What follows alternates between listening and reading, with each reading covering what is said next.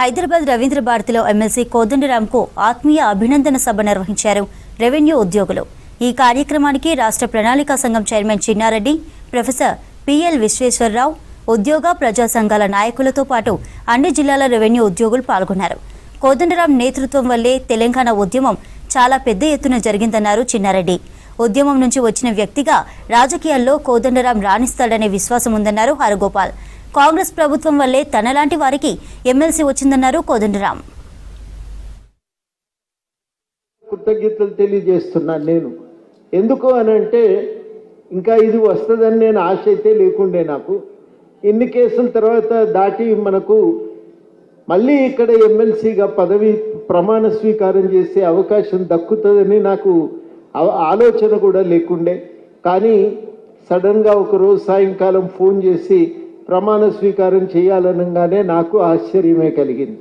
చాలామంది ఆశ్చర్యపోయింది. వాస్తవానికి మొన్న జరిగిపోయింది మొత్తానికి. కానీ ఇవాళ నేను మీ అందరికీ ఒక మాట ఏం చెప్తున్నానంటే, తప్పనిసరిగా ప్రభుత్వంతో మాట్లాడుకోవటానికి ఇది ఒక వారధి, అవకాశము, ఒక ఛానల్ అని నేను నమ్ముతా ఉన్నా. ఆ రకంగానే పనిచేస్తానని కూడా మీ అందరికీ హామీ ఇస్తున్నా. ఇది లేఖమునుపు కూడా 8 నెలల నుంచి ఈ పని చేస్తూనే ఉన్నాం. ఈ 8 నెలల నుంచి ఈ సమస్యలన్నింటి మీద చర్చ జరుగుతూనే ఉంది. ఈ చర్చను కొనసాగించి ఒక్కొక్క సమస్యను మనం పరిష్కరించుకుంటూ ముగింపు దశకు తీసుకురావటానికి ప్రయత్నం చేయవలసి ఉంది. తెలంగాణ వస్తే ఒక మానవీయమైన ప్రజాస్వామ్యమైన తెలంగాణ, మరింత మెరుగైన మత సామరస్యం ఉన్న తెలంగాణ. ఎందుకంటే ఒక జమున మన జయశంకర్ గారు చెప్పారు. జయశంకర్ గారు కూడా నాకు ఆత్మీయమైనటువంటి మిత్రుడే. కనుక నాకు తెలంగాణ ఉద్యమం మీద నిజంగా ప్రజలకు విశ్వాసం కలిగింది.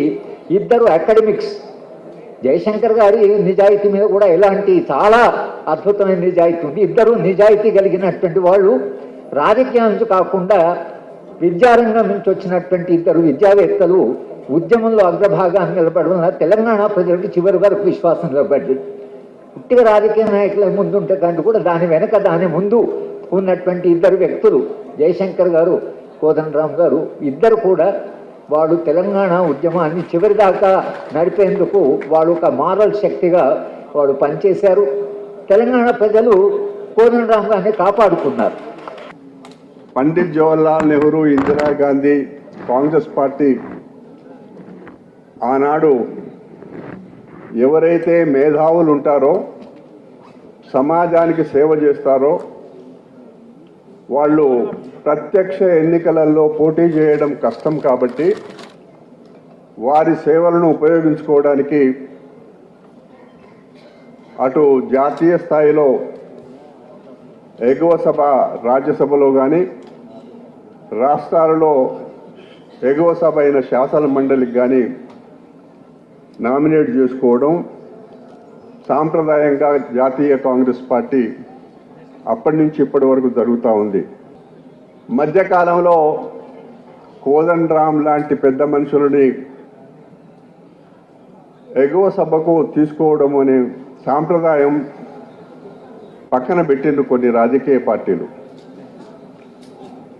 నాకు చాలా రోజుల తర్వాత, తెలంగాణ రాష్ట్రం వచ్చిన తర్వాత 2014లో ఇట్లాంటి వాళ్లను ఎగువ సభలో నియమించి ఉండుంటే ఇన్ని ఇబ్బందులు వచ్చేటివి కావు అనేది నా అభిప్రాయం.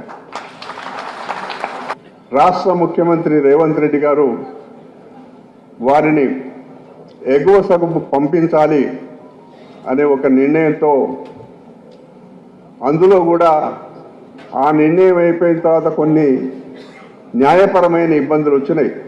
వాటన్నిటినీ అధిగమించి మొన్న ప్రమాణ స్వీకారం చేసి ఈరోజు మొట్టమొదటి సన్మానం పెద్ద ఎత్తున మీరు చేస్తున్నారు.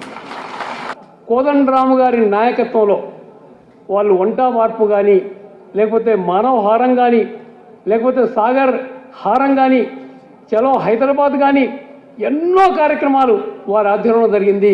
కేసీఆర్ ఇంట్లో కూర్చున్నాడు, రోడ్ల పైన ఉద్యమాన్ని నడిపింది కోదండరాము గారు అనేటువంటి మాట కూడా నేను మీతో మనవి చేస్తూ ఉన్నాను.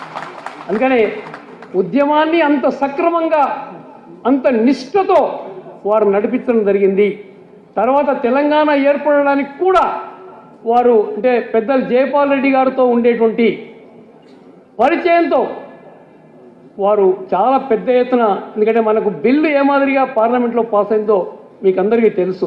జయపాల్ రెడ్డి గారి ద్వారా చెప్పించి కోదండరామ్ గారు లాంటి వాళ్ళందరూ కూడా వారి వెనక ఉండి ఆ రోజు పార్లమెంట్లో బిల్ పాస్ చేయించడం వల్ల ఇవాళ తెలంగాణ సాధ్యమైంది అనేటువంటి మాట కూడా మీతో మనం చేస్తున్నాను. తెలంగాణ వచ్చిన తర్వాత తెలంగాణ కోదండరామ్ గారు ఉద్యమం చేశారు, కానీ టీఆర్ఎస్ పార్టీ ఉద్యమం చేసింది, కేసీఆర్ గారే ఉద్యమం చేశారు అనే అభిప్రాయంతో ప్రజలు టీఆర్ఎస్ పార్టీకి ఆ రోజు అధికార పగ్గాలు వారి చేతికి ఇవ్వడం జరిగిందనే మాట కూడా మీతో మనం చేస్తున్నాను. వారు అధికార పగ్గాలు చేపట్టిన తర్వాత ఏం జరిగిందో 10 సంవత్సరాలు నేను కొత్తగా చెప్పాల్సిన అవసరం లేదు. ప్రజలకు ఎంత దూరం అయినారో వారు, కోదండరామ్ గారు లాంటి నాయకుల్ని, ఉద్యమ నాయకుల్ని వారు ఎంత దూరం చేసుకున్నారో కూడా మనం ప్రత్యేకంగా ఈరోజు చెప్పుకోవాల్సినటువంటి అవసరం లేదు.